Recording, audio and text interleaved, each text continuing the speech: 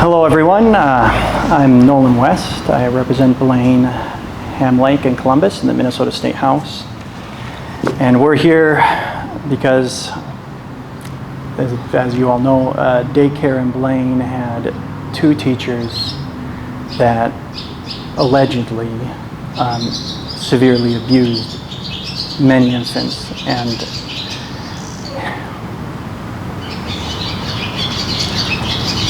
also my baby Sybil. We're here to hear from the families because this is an incredibly important issue, and I really appreciate this being covered because there's a lot going on in the world right now.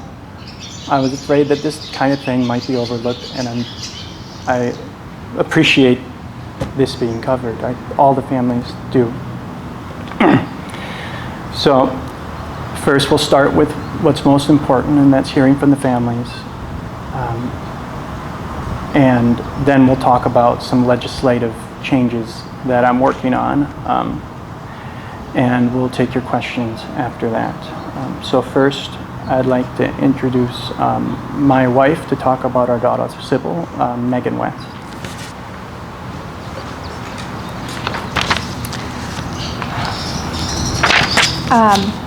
Our daughter Sybil went to the daycare. While she was there, we noticed many unexplained bruises. One bruise was a large one on her leg. It was never reported to us in an incident report, and it looks like someone had squeezed her leg. She had another bruise on her ribs that was very large. They said it was caused by a chair, which is now what we're hearing is the same excuse they gave several other parents. She had a bright red mark across her stomach that one of the teachers told us that she rolled over onto a magnet. I questioned the teacher about this at the time, and I was suspicious of it because the explanation made no sense to me. Sybil always hated it. When we dropped her off there, she would scream, and I just figured it was because we were leaving her. I never thought that something this horrible was happening. One of the teachers, Chloe Johnson, was someone that we really liked, and we trusted her. And we never thought that she was capable of doing these types of things. But both teachers, I think their actions were extremely evil, shockingly wicked and vile. And I hope that they get put away for a long time for what they did.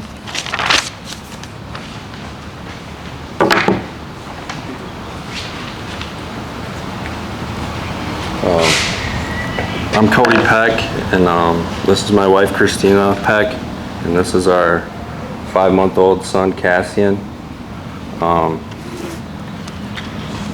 Our story is a story that's very similar from a lot of other parents we've talked to who also attended Small World Learning Center. And today I'm just here to tell you our personal story of our son. Our son was born on February 19th, and he immediately brought our family tons of joy. We worked hard to find a daycare that we thought would be safe and take good care of our son. And we thought that Small World Learning Center was that place that fit our needs. Our son started daycare there on May 13th, and within 2 weeks of starting there, he was coming home with bruises on multiple places on his body, including his arms, neck, legs, and groin, all at different times. And they were small, so they were concerning. So we brought our concerns up with our pediatrician, who then prompted to give us a doctor's note threatening to contact CPS on the center and the teachers if our son comes home with another bruise. And after giving them the note, it seemed to stop the bruises for a little while, but then they continued. And then shortly after they continued, My wife was alerted by the Blaine Police Department that the 2 teachers were arrested, and we were actually first notified by the police. The daycare had given us no information as to what was happening or what was going on.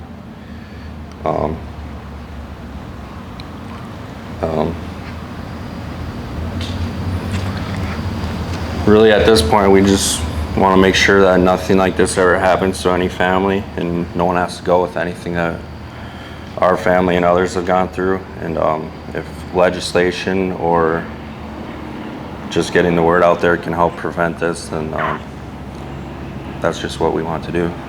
Thank you.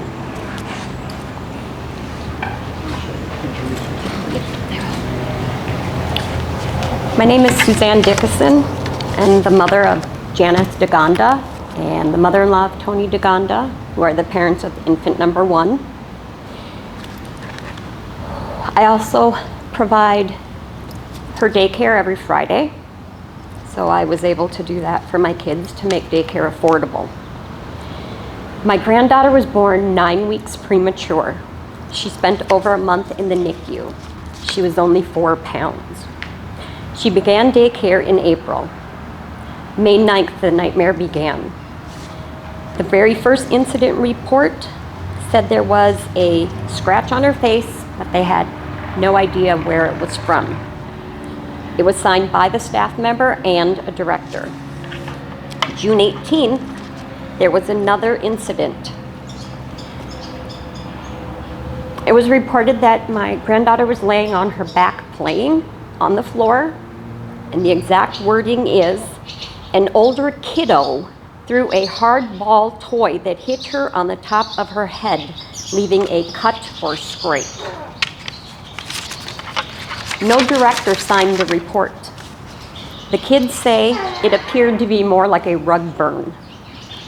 Between the incident reports, which are not many but should be, there were messages sent through the app about scratches and bruises. When responding, it was always, I don't know, or just never answered. June 21st, daycare was emailed about concerns including her care, including the fact that they were told she was too fussy, too tired, or just refused to eat. As her daycare provider on Fridays, I never had that problem. The director then put the staff member, Chloe, on the phone that now we know they were talking to their child's abuser.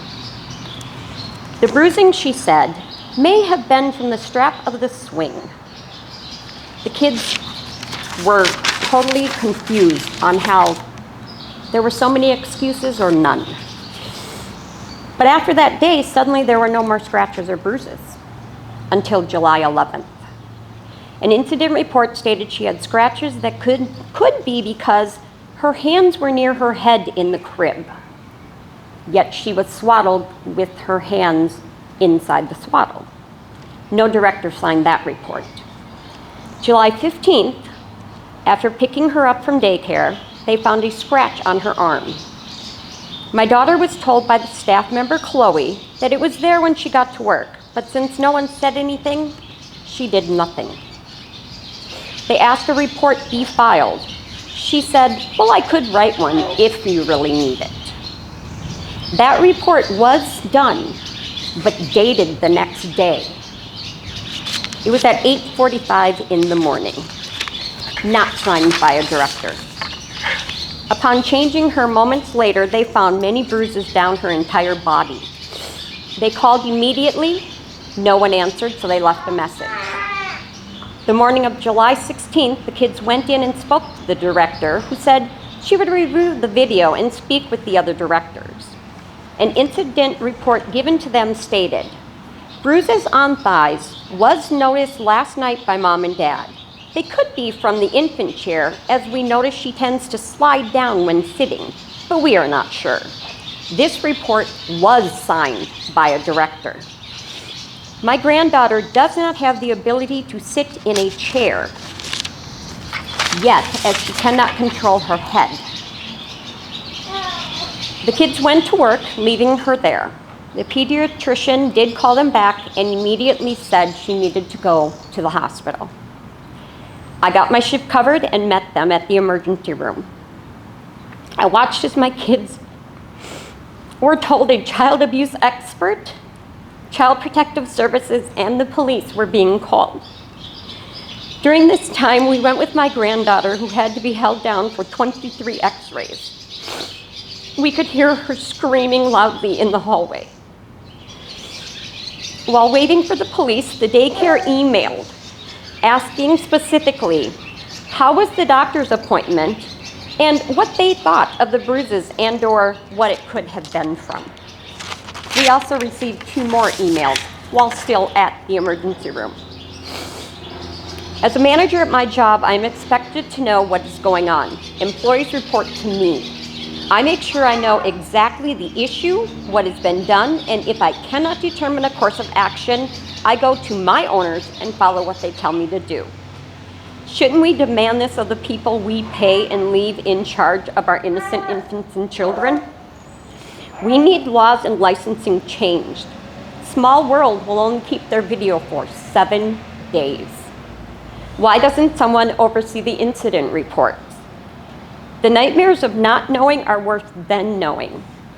We know that the 2 people who physically abused my granddaughter are being charged, but we need to hold the daycare responsible for what they have done.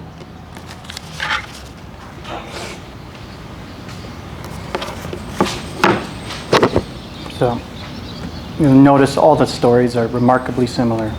It's absurd that this seems to have gone on for as long as it did.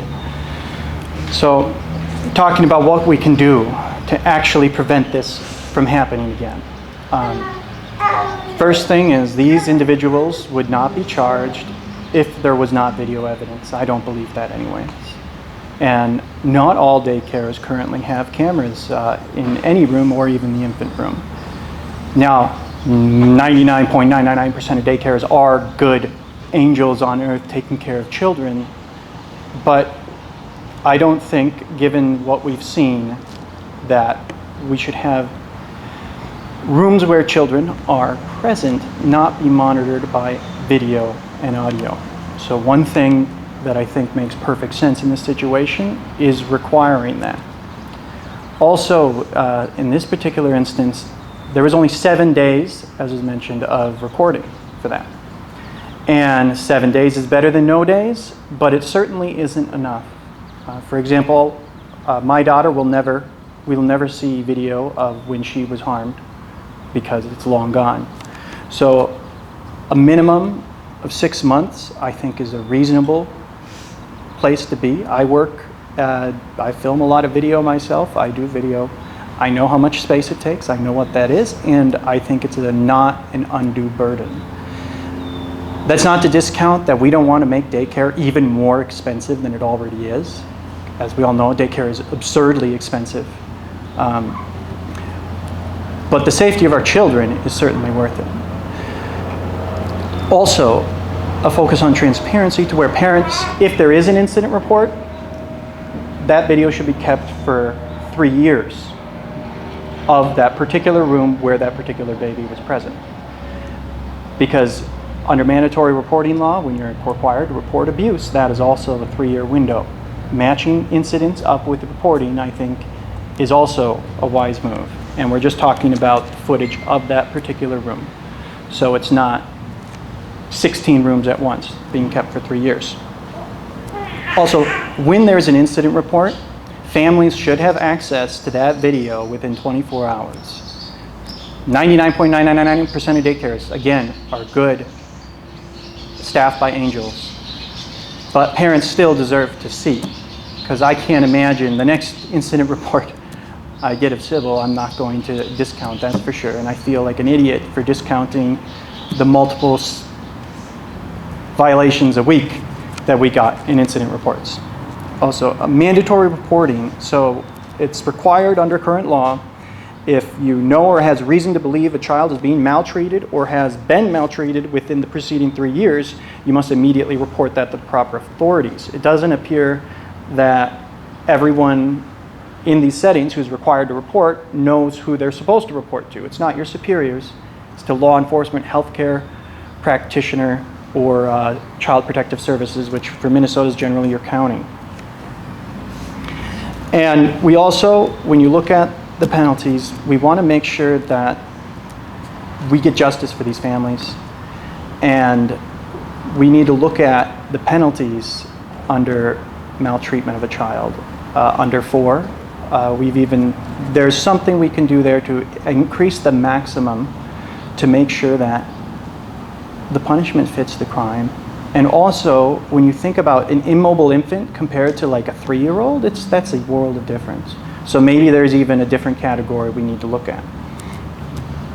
And last, we need to make sure that daycares, the very, very few that are suspect, can't whitewash their records by, say, closing down their daycare, reopening it with the same staff and a different name so that the licenses don't show up on their reports. If another day, we need to look at how we can make sure. If there's similar leadership, if there's the same leadership or the same owner, even if it's a different name, we should make sure that those violations follow. Now, these are the things that we'll be pushing hard. I've been in contact with Representative Sandra Feist from New Brighton, and we're going to work together to make sure we can find some bipartisan solutions so it doesn't matter what happens in the future, that we can work on this to make sure that this does not happen again to another family. So working on making sure this doesn't happen again. And I want to stress that the daycares, they're not. This is a shocking situation, but we can do some things to make sure in this rare instance, these things are brought to light sooner rather than later. And with that, we'll take any questions that you might have.